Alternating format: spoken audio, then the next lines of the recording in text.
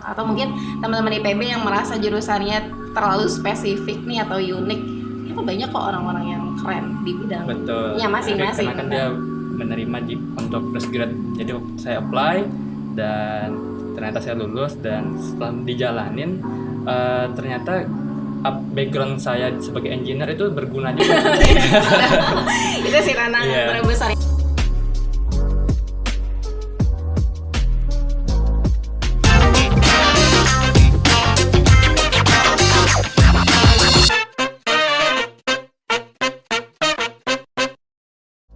Hey guys, welcome to podcast Luar Kampus. Dan kali ini kita sudah kedatangan dua narasumber nih guys, couple HR. Tapi sebelum itu, mungkin aku mau perkenalkan diri dulu kali ya. Aku Safira Latifah yang akan menemani obrolan kali ini. Dan di podcast Luar Kampus kali ini kita akan menyelami dunia HR atau Human Resource. Oke, untuk itu karena kami sudah mendatangkan couple HR ini, boleh langsung saja kita sambut Kak Lukman Abdul Fattah dan juga Kak Kardeli Farauf. Halo Kak. Halo semuanya sobat karir. Sobat karir. Halo semua sobat karir. Oke. Sebelumnya mungkin Kak Liva dan Kak Lukman mau memperkenalkan diri dulu Kak ke sobat karir. Boleh. Dari Mas Lukman dulu atau aku dulu? Kamu dulu aja. Ladies first.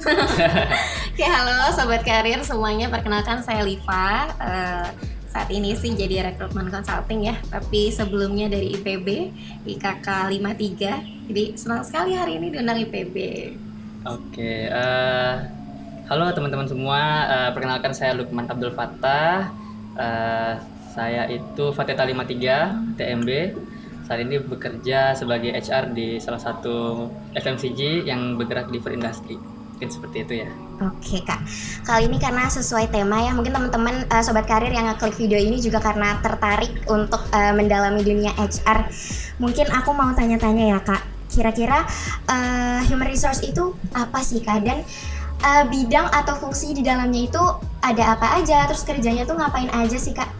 Boleh, Mas Lukman mungkin lebih expert ya. Boleh Kak. Mungkin untuk definisi boleh sih Mbak Liva dulu aja. Oh iya, kemarin oke enggak. Okay. Jadi HR itu secara definisi sih dari human resource gitu, atau ada yang panggil juga human capital misalkan.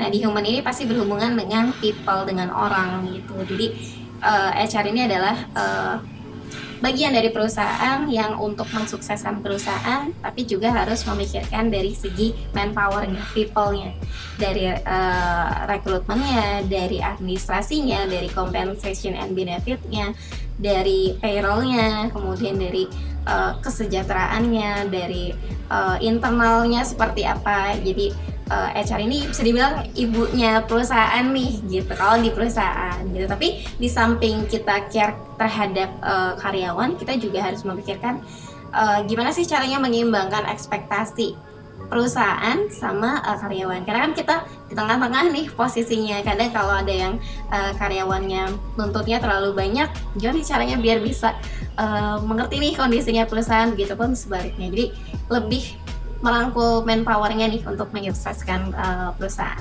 Oke, berarti memberdayakan sumber daya manusia. Memberdayakan, ya, betul. Terus untuk bidang atau fungsi-fungsi yang ada di dalam HR itu kan, kalau aku mungkin cerita sedikit juga ya Kak, aku gabung di organisasi dan di human capital juga. Nah itu ada beberapa divisi lagi di dalamnya, kayak talent retention atau kayak talent engagement gitu, talent acquisition ya.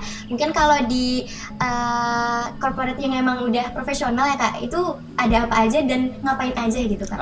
Oke. Biasanya sih kalau teman-teman yang mungkin belum tahu, mungkin ngiranya HR itu HR itu rekrutmen, HR itu section gitu ya. Padahal secara garis besar kalau untuk di perusahaan HR itu ada banyak bidang. Jadi di sana ada rekrutmen, sana juga ada training and development, bagaimana cara mendevelop karyawan agar bisa lebih produktif lagi, bagaimana cara mengembangkan mereka agar bisa efisien lagi bekerjanya, skillnya bertambah.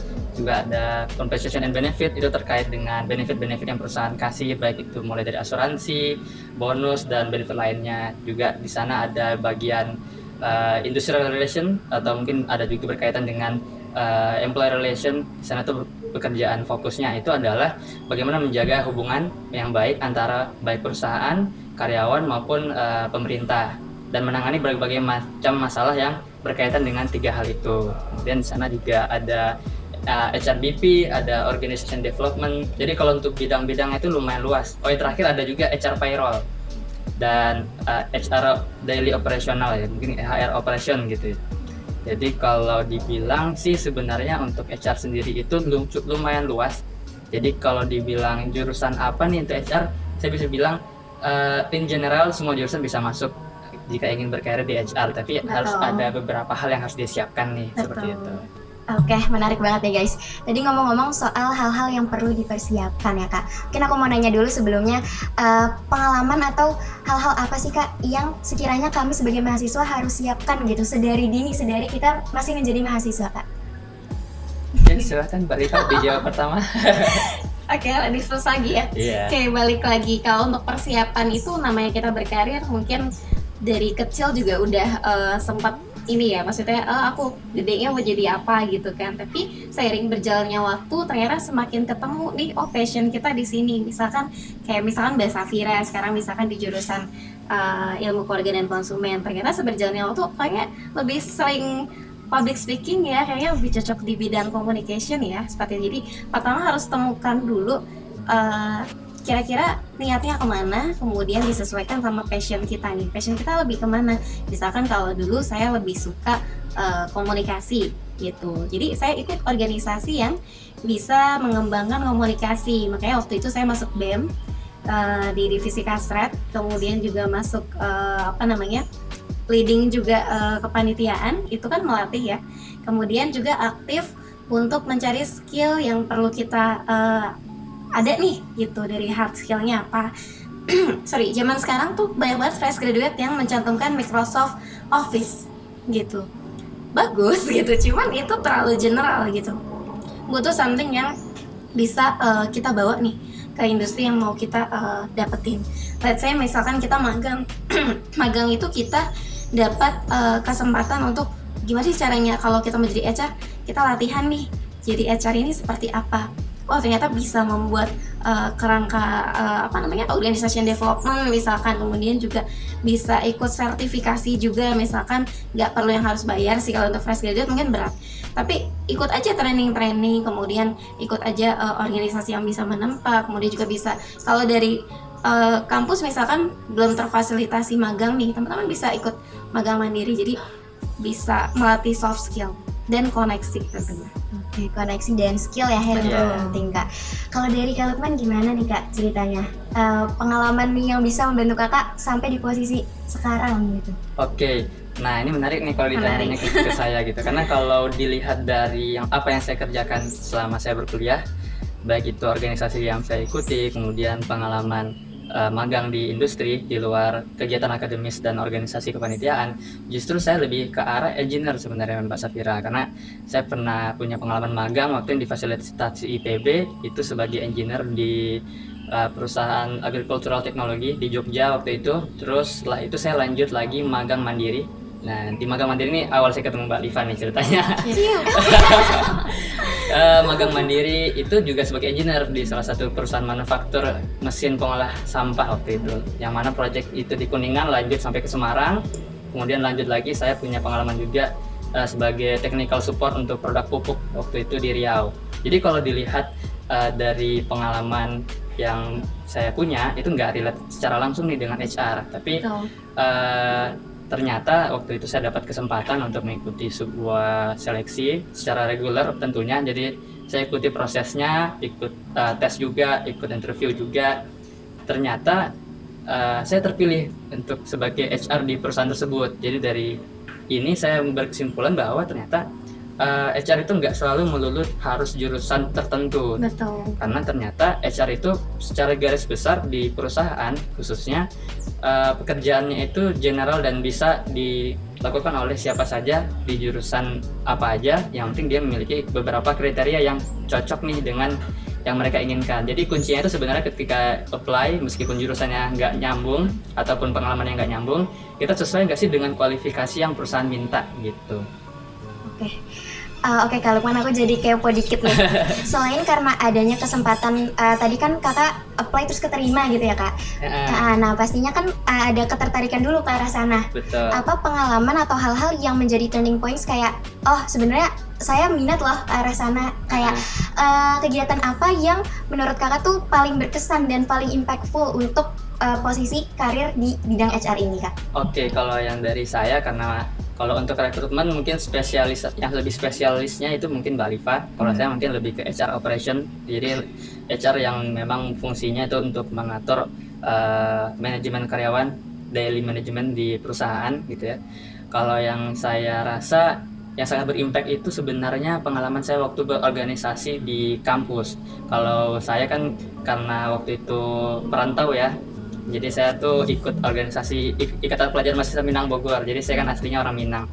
Jadi untuk organisasi memang saya nggak terlalu aktif di kegiatan kampus, tapi lebih aktif di Omda waktu itu. Cuman meskipun saya organisasi saya Omda, dari situ saya terlatih lah untuk skill bagaimana mengambil keputusan, skill bagaimana memimpin tim, skill bagaimana untuk memecahkan suatu masalah nih ketika dihadapi. Karena kan kalau Omda ada aja ya kegiatannya, event-event yang dilakukan. Dari situ skill saya bertambah dalam hal leadership, komunikasi, negosiasi. Itu yang jadi pegangan saya ketika saya memberanikan diri untuk apply di posisi HR pada waktu itu. Dan ternyata pengalaman itulah yang menjadikan pegangan saya sampai saya akhirnya alhamdulillah atas izin Allah diterima sebagai HR seperti itu. Oke, berarti kembali lagi ke skill yang kita dapat dari luar kelas justru ya kak? Justru seperti itu. Oke, kalau dari Kak Liva gimana nih kak? Ada cerita yang berkesan banget nggak kak? Berkesan banget, alhamdulillah ya, karena saya termasuk orang yang kalau mau sesuatu harus diusahakan gitu. Jadi walaupun saya tahu nih IKK kan mungkin ya paradigma orang di luar sana mungkin ilmu keluarga dan konsumen apa ya, belajar apa ya, ngasuh anak atau gimana gitu. Tapi karena saya willing banget untuk berkesempatan di HR, alhamdulillah ya. Jadi ya itu pengalaman yang sebelum saya jadi HR itu benar-benar saya gapai gitu. Pengalaman berkesannya adalah ketika saya sama sih kayak Mas Lukman, kita dari mulai kuliah udah mulai membiasakan ilmu komunikasi, negosiasi, kemudian juga menariknya dulu saya selepas dari kampus, kebetulan waktu itu lagi skripsi mau selesai, saya ikut magang mandiri sama Mas Lukman juga gitu. Jadi di situ mulai ternyata kalau di luar itu kita harus bisa skill ini ya. Excel tuh ternyata nggak cuman ngitung biasa doang ya, sum if gitu, nggak cuman itu doang gitu. Jadi itu sih pengalaman yang luar biasa yang dari kuliah itu, karena sudah dibentuk ketika jadi fresh graduate, sudah punya bekal gitu, apalagi diikuti dengan magang gitu tadi gitu. Dia itu karena saking pengennya, ayo deh coba deh ikut magang, walaupun memang resikonya agak terpending sedikit ya skripsinya, tapi kita tetap harus bikin priority scale nih. Kalau magang kira-kira toleransi untuk ngasih spare untuk lulus ini kira-kira berapa lama gitu, maksimal misalkan 3 bulan atau 6 bulan. Lebih dari situ ya sudah harus balik lagi ke prioritinya, lulus dulu, karena kan kita punya tanggung jawab untuk orang tua dan diri sendiri ya. Seperti itu. Baru deh dari situ buka CDA waktu itu, Career Development IPB, alhamdulillah luar biasa. Dari situ saya dapat informasi dan baca kualifikasi untuk jadi HR. Ternyata bisa ya, semua jurusan bisa ya, pengalaman experience-nya baru kurang dari 1 tahun gitu. Makanya coba apply, ternyata alhamdulillah dari Allah juga ngasih jalan gitu. Alhamdulillah diterima. Kemudian juga menariknya, ini berkesan banget sih Mbak Safira, karena ketika saya ikuti proses interviewnya dari first cut interview ya, dari HR interview, psikotes, kemudian lanjut ke user interview. Begitu selesai diterima, di link offeringnya di UMR ya dulu masih UMR. Kemudian begitu saya masuk ke perusahaannya, keluar perusahaannya, di post security itu ada satu orang perempuan manggil saya gitu, Liva, kode Liva gitu kan. Saya bingung siapa ya manggil saya, perasaan saya baru masuk perusahaan itu kan. Terus disamperin, ternyata HR yang menginterview saya sebelumnya, ketika saya sudah dinyatakan lolos, manggil, Liva, saya IKK juga. Sih ternyata, wah luar biasa, ternyata IKK itu seberdaya itu gitu.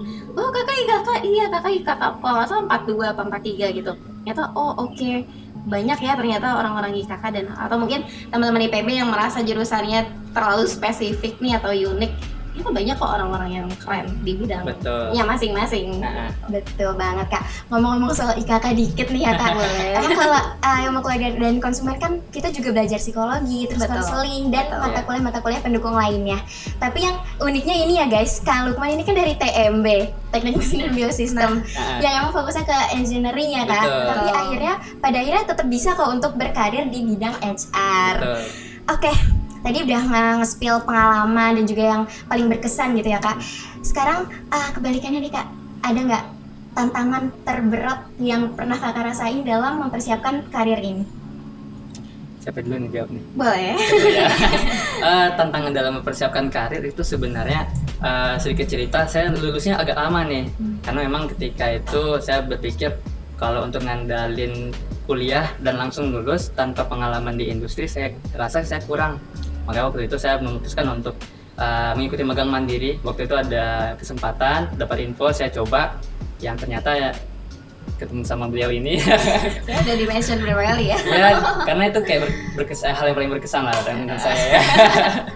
Artinya terlepas waktu itu saya magangnya apa, tapi saya berusaha untuk mempersiapkan diri dalam hal skill dan pengalaman langsung nih di industri yang ingin saya tuju. Karena waktu itu memang saya ingin masuk ke dunia teknik sebenarnya.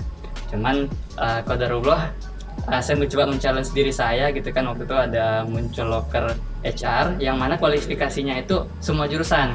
Kemudian kualifikasi yang dia minta pun tidak terlalu spesifik karena kan dia menerima untuk postgrad. Jadi saya apply dan ternyata saya lulus, dan setelah dijalanin ternyata background saya sebagai engineer itu berguna juga ketika saya berkarir di HR. Karena kan namanya manufaktur itu nggak jauh-jauh namanya mesin, nggak jauh-jauh yang namanya operator yang menggunakan mesin tersebut gitu ya. Jadi dengan pengetahuan yang saya punya justru lebih memudahkan komunikasi saya nih ketika bekerja. Jadi berbeda halnya misalkan kita sebagai HR tapi kita nggak ngerti nih mesin itu gimana, kemudian pekerjaan operator itu gimana, bagaimana proses produksi. Kalau itu mungkin bisa menjadi sedikit hambatan ketika kita ingin berkomunikasi dengan mereka. Ketika mereka menghadapi masalah, tentunya sebagai HR kita juga harus bertemu dengan mereka, melakukan sedikit pendekatan lebih enak ya. Gitu. Karena kita backgroundnya sama nih dengan mereka seperti itu. Oke, keren banget nih. Kalau dari Khalifa gimana Kak? Tantangan terbesar? Tantangan terbesar ya itu karena sempat drop dulu, kayak ngerasa kayak jurusan spesifik ini ada nggak sih? Itu sih tantangan terbesarnya. Tapi seiring berjalannya waktu kalau udah nemu, ya itu makanya kita sebelum memulai sesuatu niatin memang karena yakin bahwa takdir terbaik itu takdir yang kita jalani gitu. Kemudian juga minta restu orang tua itu penting sih. Jadi ketika dapat challenge atau tantangan ya kita balikin aja, ya udah ya Allah saya sudah berusaha, maaf Pak saya sudah berusaha, dibantu doanya gitu. Oke, keren banget deh. Aku mau nanya lagi nih Kak ya, terkait tadi kan tantangan terberat. Terus juga ngebahas sedikit kualifikasi kalau kita mau daftar ke HR. Boleh di-spill nggak Kak waktu itu kualifikasinya seperti apa dan gimana caranya memantaskan diri gitu Kak sebagai mahasiswa? Boleh dijawab Kak. Oke. Balifa dulu aja kali ya. Boleh, karena Balifa ini spesial di rekrutmen, jadi mungkin dia lebih memahami. Iya, boleh Balifa. Masuk juga. Iya. Oke, jadi kalau untuk ditanya kualifikasinya seperti apa, jadi gini teman-teman, tidak hanya HR, apapun itu, misalkan teman-teman lebih minati bidang yang lain gitu, baca spesifikasinya atau kualifikasi atau requirements-nya. Jadi misalkan dibilang pengalaman 1 tahun, itu sebenarnya sih masih bisa coba-coba aja karena 1 tahun itu di perusahaan perhitungan masih fresh graduate sebenarnya gitu. Jadi 0 sampai 1 tahun tuh masih bisa masuk. Terus juga semua jurusan atau enggak dia bilangnya gini kalimatnya,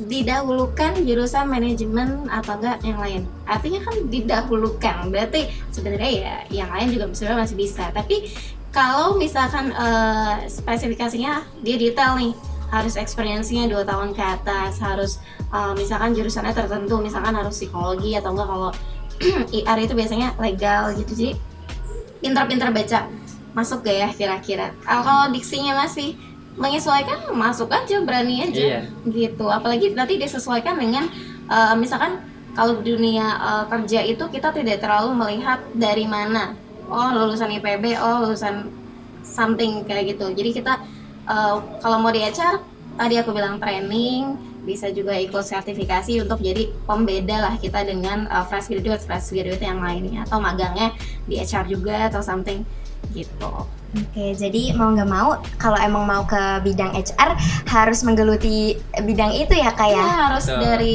awalnya memang sudah tersetting, karena gini, saya banyak screening CV itu dia misalkan dia orang finance banget nih, misalkan dari segi skillnya dia misalkan bisa accurate, bisa itu, tapi tidak ada yang membuat dia terframing layak untuk jadi HR gitu. Karena HR itu kan harus bisa personal brandingnya juga harus oke. Karena recruiter itu baca CV itu, screening CV itu 2 detik lah. Wah. Gitu. Jadi harus CV itu harus sudah terframing dari awalnya, emang kamu benar-benar willing di HR walaupun fresh graduate gitu. Dan jurusan lain misalnya akuntansi atau apapun itu masih bisa relate gitu, kayak misalkan HR payroll tadi kata Mas Lukman gitu. Oke, kalau dari Kak Lukman ada tambahan nggak nih Kak? Oke, mungkin tambahannya lebih ke ini ya.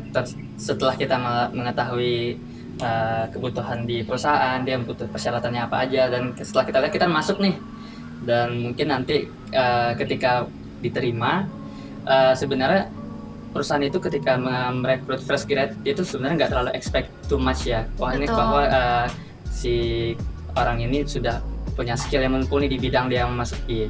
Cuman kalau untuk fresh grad itu hal yang perlu ditekankan adalah willing to learn ya, mau belajar, mau explore, dan attitude seperti itu. Karena ketika perusahaan merekrut fresh grad, dia sudah siap dengan beberapa hal itu, tapi hal yang harus dimiliki oleh kandidat itu ya tadi attitude-nya, dia ketika berbicara sopan, kemudian cara berpikirnya maju, Betul. kemudian juga dia willing to learn, jadi nggak apa-apa ngeluh.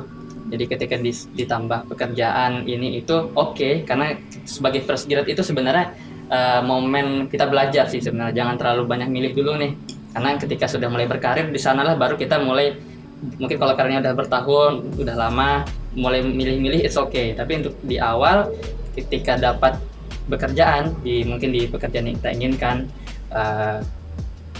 sifat untuk willing to learn itu penting gitu. Jadi jangan terlalu banyak ngeluh. Karena saya pribadi ketika saya masuk sebagai HR kan saya nol banget nih di HR ya. Saya hanya memegang pengalaman komunikasi maupun negosiasi di organisasi ataupun di luar itu. Saya nggak terlalu ngerti BPJS apa, undang-undang ketenagakerjaan apa, perhitungan lembur gimana dan sebagainya. Itu benar-benar saya explore. Jadi ketika masuk ke sana saya nggak terlalu terkejut, dan ketika disuruh untuk mengerjakan hal baru saya nggak nolak, karena menurut saya pribadi kesempatan untuk belajar secara langsung di industri itu nggak banyak nih, seperti itu. Jadi mungkin teman-teman jika magang misalkan di tempat lain terus diminta untuk mengerjakan suatu hal, kerjakan aja semaksimal mungkin. Jadi kalau mahasiswa mungkin ngomongnya magang kali ya, dapat kesempatan magang, maksimalkan aja. Justru jangan magang tuh hanya terfokus pada apa yang output yang diminta nih. Biasanya kan kalau magang dari kampus diminta resume-nya harus mengerjakan apa aja. Jangan hanya terpaku pada itu, tapi explore semaksimal mungkin, karena ketika diberi kesempatan sebenarnya itu momen kita memaksimalkan apa yang bisa kita kerjakan di sana. Oke, itu ya sobat karir, mau explore, willing to know dan willing to learn ya Kak. Yeah. Oke, tadi aku sempat tertarik nih Kak, kan Kak Liva sempat mention terkait personal branding kita. Nah, kita nih ya Gen Z kayak personal branding, terus lekat dengan sosial media. Betul. Dari POV HR, bener nggak sih Kak HR itu nge-stalk kandidatnya? Betul. Kalau untuk ini tergantung posisinya ya. Tapi kalau misalkan di LinkedIn itu kan saya cukup aktif juga, tergantung sih rekruternya mau lihat dari mana. Tapi kalau saya pribadi lebih suka kepoin lewat LinkedIn gitu. Kerjanya berapa lama, kemudian pegang apa, kemudian komennya seperti apa nih, atau enggak kan ada sekarang lagi musim politik ya. Iya. Itu hati-hati juga loh. Jangan sampai kita maksudnya personal branding yang sudah bagus nih, tapi karena komennya nggak baik itu kan ke-detect gitu. Tapi kalau kemudian juga kalau untuk misalkan di bidang marketing misalkan, saya harus lihat dong feeds-nya Instagramnya seperti apa gitu kan. Gitu. Oh ternyata ya cukup ya oke lah gitu. Tapi kalau untuk dari personal branding mulai deh dari LinkedIn gitu. Minimal LinkedIn aja dulu. Dari LinkedIn, kalau untuk Instagram kan ngapain juga ya? Maksudnya kalau saya pribadi juga nggak terlalu ini sama Instagram, kalau di stop dari situ kayaknya sih enggak. Itu untuk yang tertentu aja, kayak misalnya marketing atau something yang emang ada karyanya gitu. Tapi kalau dari LinkedIn itu sebelum lulus sih silakan ya, mulai berkoneksi, mulai posting-posting hal positif, mulai dirapihin biodatanya, karena itu sangat mempengaruhi sekali gitu. Apalagi di HR, LinkedIn kan kita lihat juga, oh dia udah bisa nih ngebangun personal brandingnya sendiri, karena HR terutama di rekrutmen itu kita harus bisa nge-branding perusahaan juga gitu. Gimana orang bisa tertarik, karena di rekrutmen itu kan kita kadang narik orang yang sudah bekerja dan keren juga posisinya gitu. Gimana nih biar mau bikin orang ini pindah ke perusahaan kita gitu. Jadi penting banget dimulai dari yang simpel aja, LinkedIn dulu aja. Oke, LinkedIn guys. Ya. Oke, kalau di HR itu sebutannya ini ya Kak, employer branding ya? Apa gimana tuh Kak? Biasanya itu lebih ke peran ya. Jadi di dalam rekrutmen itu juga ada employer branding gitu. Jadi gimana sih gini, simpelnya lebih kayak gimana caranya kita jualan sesuatu tapi bentuknya nama baik perusahaan nih gitu. Misalkan let's join us, ada kata-katanya, ada ini, ada itu gitu. Jadi orang tertarik, dan ketika orang tertarik, kita juga harus bisa menyamakan ekspektasi dari kandidatnya nih gitu. Jangan sampai kandidatnya patah, oh kirain bagus perusahaannya ternyata gini gitu. Tapi gini teman-teman, ketika teman-teman masuk ke perusahaan apalagi yang kiranya ada minus-minusnya, jadikan itu pembelajaran aja, karena itu bisa jadi batu loncatan teman-teman untuk di karir selanjutnya gitu. Oke, kalau dari Kak Lukman, apakah ada tambahan Kak? Kalau tambahan saya mungkin lebih ke ini ya, untuk teman-teman mahasiswa gitu ya, karena kan podcast ini banyakannya mayoritas anak-anak IPB ya, mungkin yang masih berkuliah ataupun yang baru lulus. Kalau masih kuliah nih, sebaiknya dari awal mungkin itu sudah mulai mengenali diri gitu. Jadi kita punya potensi di apa, kita punya minat di mana, mulai perdalam itu. Karena saya punya banyak teman, rata-rata pekerjaannya sekarang itu bukan karena dia jurusannya apa, tapi selama kuliah tuh dia ngapain. Ada yang hobi IoT, selama kuliah dia ngerjain IoT, padahal di kuliah sih sebenarnya nggak terlalu sedalam itu. Ada yang minat IT, dia dalamin IT, meskipun di kuliah nggak diajarkan sedetail itu. Ada yang minat engineering design, dia belajar, deskripsi dia dan sebagainya, justru itu jadi pekerjaan dia sekarang. Jadi rata-rata kerjaan yang dia dapat itu bukan karena jurusannya, tapi apa yang dia kulik nih selama dia kuliah nih, baik selama dia berkuliah ataupun kegiatan di luar kampus, seperti itu. Betul banget. Mungkin buat sobat karir yang merasa agak salah jurusan, gak perlu khawatir. Ini ada buktinya guys. Betul banget. Balik lagi ke skill dan juga mau explore tadi ya Kak. Iya. Oke, mungkin boleh dong Kak Lukman dan juga Kak Liva kasih closing statement yang bisa memotivasi sobat karir nih. Oke. Langsung dulu. Oke, kalau motivasi yang bisa saya berikan itu tadi Mbak Safira udah nyinggung soal jurusan, jangan merasa salah jurusan. Jadi fokus aja pada apa yang ingin kita tuju. Kita kayaknya punya arah nih, jurusan kita matematika nih, tapi hobinya mungkin di fotografer, hobinya mungkin di media. Itu it's okay, dijalanin aja. Karena sebenarnya dunia pasca kampus itu nggak selalu soal jurusan, tapi perusahaan juga ingin merekrut kandidat yang memang dia punya passion di bidang tersebut, terlepas dia jurusannya apa. Karena banyak kok sekarang itu pekerjaan-pekerjaan yang nggak terlalu spesifikkan harus jurusan tertentu, sudah mulai terbuka untuk jurusan lain seperti itu. Jadi mulai kenal diri, mulai pahami kelebihan kita apa, kekurangan kita apa, minat kita di bidang apa, perdalami aja itu. Jangan terfokus, aduh salah jurusan nih, ganti jurusan lagi, salah jurusan ganti jurusan lagi. Nggak selalu seperti itu sih saat seperti itu. Mungkin itu dari saya. Berlarut-larut ya. Jangan berlarut-larut, fokus aja pada hobi, minat, potensi yang kita punya. Oke, mantap. Kalau dari Kak Liva gimana nih Kak? Ya, sama sih, harus mengenali diri sendiri, kemudian terplanning gitu. Karena kan kalau kita sudah lulus, ya kita tidak bawa alma mater lagi gitu. Kita sudah membawa nama sendiri. Saya bawa nama Cordeliva, Mas Lukman juga bawa nama Lukman gitu. Artinya teman-teman sudah harus memplanningkan nih. Kira-kira untuk masuk misalkan jadi seorang misalkan broadcaster, kira-kira apa yang perlu disiapkan? Kalau untuk HR apa yang disiapkan?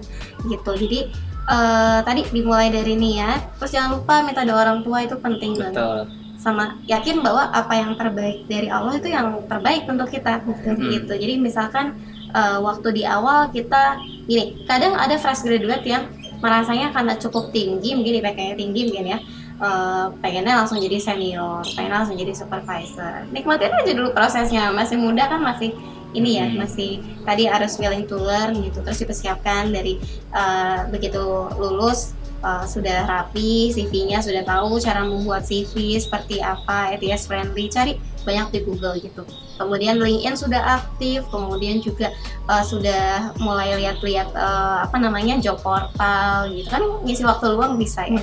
Gitu. Sama attitude itu paling penting. Iya, betul. Karena ketika bekerja terkadang HR juga khususnya recruiter ya, karena kan dia melihat budaya perusahaan. Betul. Jadi kalau attitude-nya tidak dirasa kurang cocok nih dengan budaya perusahaan, biasanya HR nggak mau ngambil resiko tuh untuk merekrut Betul. dia seperti itu. Betul.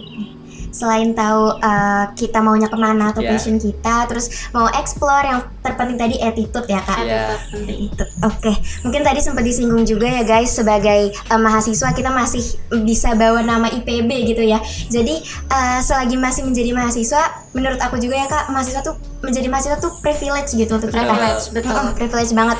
Banyak hal-hal yang mungkin nggak bisa kita dapatkan, nggak bisa kita cobain kalau kita tuh bukan jadi mahasiswa gitu. Iya. Jadi selagi sobat karir kita semua masih menjadi mahasiswa, ayo explore banyak hal di luar sana, dan pastinya tetap mau untuk terus belajar. Betul. Terus kalau bisa sharing-sharing sama alumni, dan Betul. cara termudahnya adalah nonton podcast luar kampus. Oke, Oke. mungkin dari aku cukup itu kak yang mau ditanyain. Semoga kita bisa kumpul lagi, nanya-nanya lagi, Iya. sharing lagi. Terima kasih banyak. Semoga Oh ya, boleh mungkin teman-teman, karena kita ada namanya sih ya ini untuk sharing-sharing aja ya. ya. Kita ada di LinkedIn, boleh nanti teman-teman cari LinkedIn saya atau Mas Lukman. Kita ada Biana Training and Consulting, itu untuk teman-teman yang mau belajar terkait karir seperti apa, kita ada coaching di situ. Jadi jangan takut sendiri, karena ya banyak kok yang mengalami hal serupa. Jadi kita bisa sama-sama sharing bareng di sana. Pembentukan karirnya seperti apa, coachingnya seperti apa. Oke, dicatat ya guys, Biana. Iya. Oke, terima kasih banyak Kak Lukman dan juga Kak Liva. Mohon maaf dari aku kalau ada kesalahan. Ya, terima kasih Mbak Sabira. Terima kasih banyak Kak, sukses terus ke depannya. Dan sampai jumpa. Terima kasih sudah nonton podcast luar kampus. Jangan lupa like, comment, share, dan subscribe. See you.